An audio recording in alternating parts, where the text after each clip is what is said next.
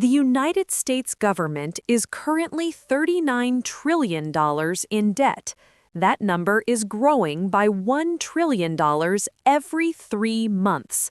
Every single day, the U.S. pays $3 billion just in interest, not paying off the debt, just the interest.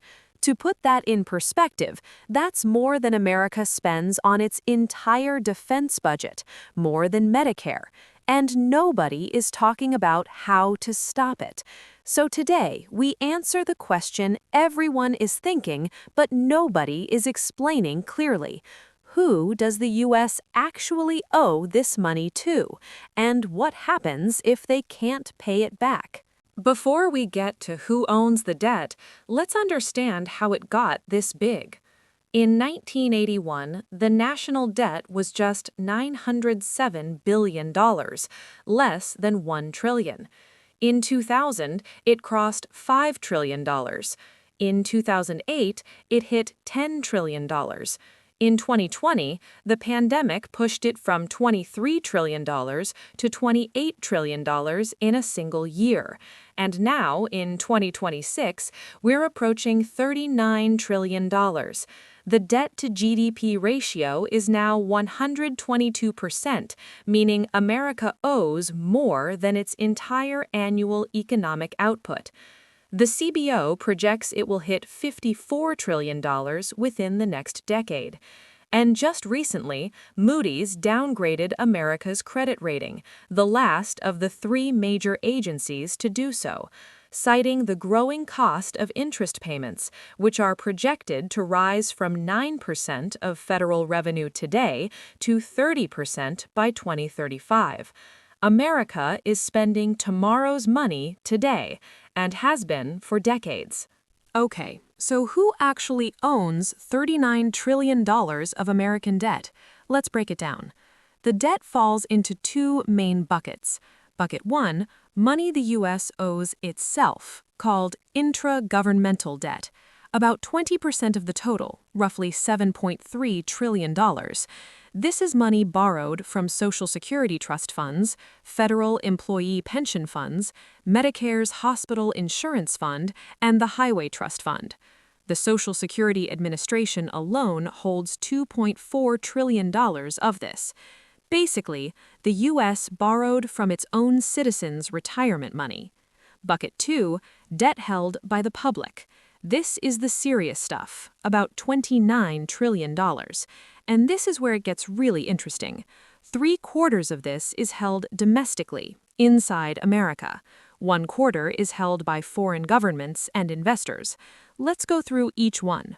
Let's talk about who inside America holds this debt. The biggest single holder is the Federal Reserve with $4.4 trillion. Yes, the U.S. government owes money to its own central bank. The Fed doubled its Treasury holdings during COVID to help the economy and has been slowly reducing them since 2022. Next, mutual funds and pension funds, $6.6 trillion combined. These are your 401k, your retirement account, your mutual fund. You probably own U.S. government debt right now and don't even know it. Then, commercial banks, holding hundreds of billions, state and local governments, insurance companies, and individual Americans through savings bonds.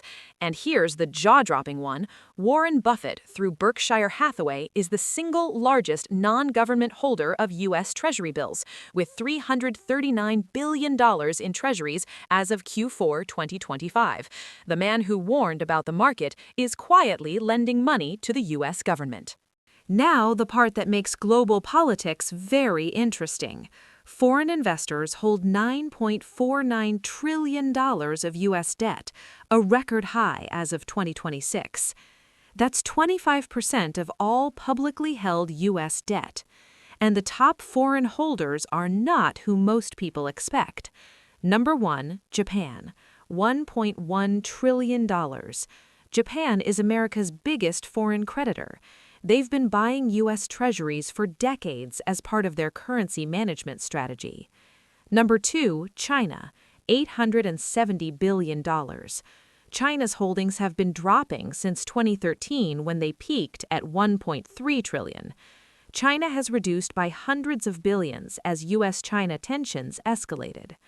Number 3, United Kingdom, $779 billion. The UK recently overtook China as the second largest foreign holder.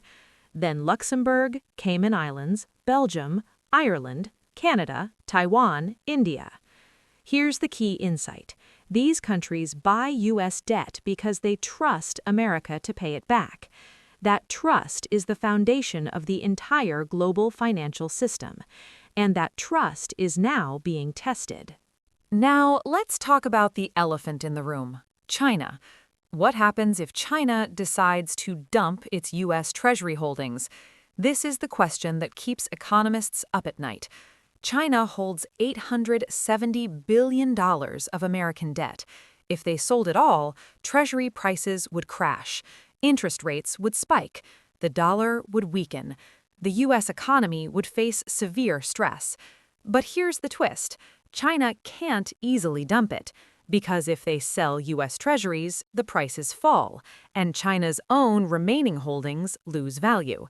It's a financial, mutually assured destruction. China would hurt America, but they'd hurt themselves too. That's why economists call U.S.-China debt relationship a financial nuclear standoff. Neither side can pull the trigger without getting hurt. But China has been quietly reducing, from $1.3 trillion to $870 billion over the past decade, slowly, carefully, without causing a crisis. And the question is, how far are they willing to go? Now the question everyone really wants answered. What happens if the U.S. can't pay? A U.S. debt default would be the single most catastrophic financial event in modern history. Here's what experts say would happen immediately. Treasury bonds, considered the safest investment on Earth, would experience their first major sell-off in history. Bond prices would collapse. Interest rates would explode upward. The stock market would crash within days, potentially erasing trillions in value. Money market funds, where millions of Americans park their savings, could break the buck, falling below $1 per share. Credit markets would freeze. Banks would stop lending to each other. Your mortgage rate would spike. Your car loan rate would jump. Your credit card rate would explode. And the ripple effects wouldn't stay in America. Japan, China, Europe, every country that holds U.S. debt would face massive losses. A global recession would almost certainly follow. The entire financial system is built on U.S. Treasuries as the foundation. If that foundation cracks, everything above it cracks too. Okay, so what does $39 trillion in debt actually mean for your life right now? Number 1, inflation. The government's excessive borrowing was a key driver of the inflation surge we've experienced. When you borrow and spend trillions of dollars, prices go up. Number 2, higher interest rates. More government debt means higher rates across the economy. Your mortgage, your car loan, your credit card, all more expensive because of government debt. Number 3, your Social Security is at risk. The government borrowed $2.4 trillion from Social Security.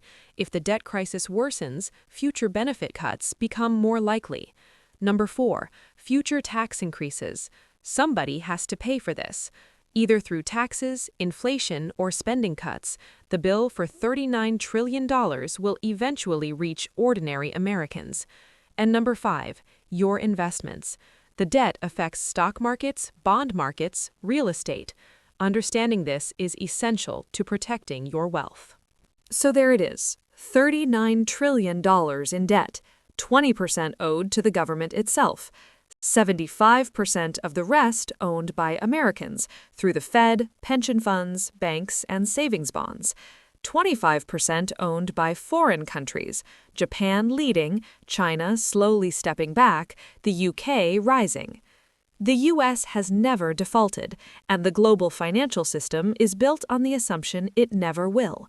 But the debt is growing, the credit ratings are falling, the interest payments are swallowing the budget, and the world is watching. Subscribe, because next week we're breaking down exactly what you should own to protect yourself if the U.S. debt crisis gets worse. Gold, stocks, Real estate? Crypto? We're going through it all. You don't want to miss that one.